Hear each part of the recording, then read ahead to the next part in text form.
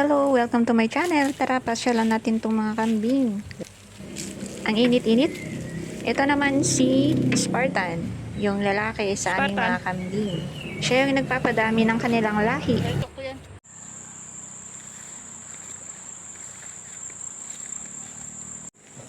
Ito yung mga nakatali sa labas ng fence. Ubus na kasi yung mga damo sa loob ng fence nila. Buntis tong kambing na to at malapit na rin mga anak. Alam nyo ba na ang kambing daw kapag buntis, sobrang takaw daw nitong kumain.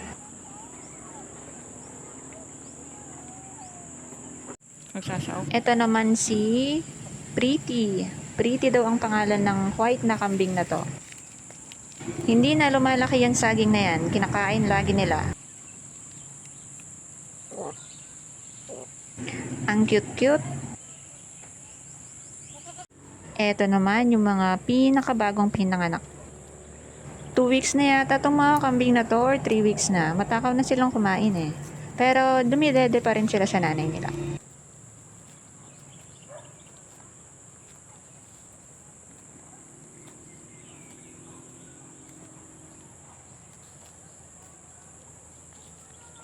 Ito naman si Luna.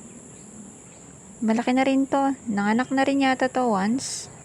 Kaso namatay kasi bata pa siya para manganak. Wala pa siyang 1 year, nanganak na kasi. Halos masimot na yung mga damo sa loob ng fence.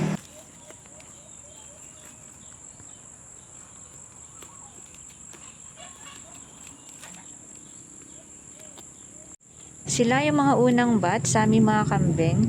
Sila yung mga nanganganak.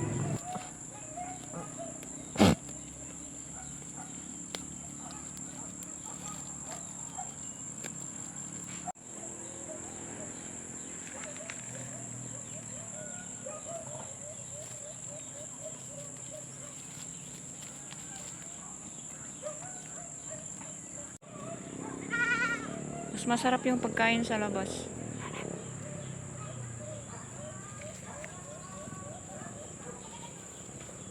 Yan, ulo. Hello, Negrito.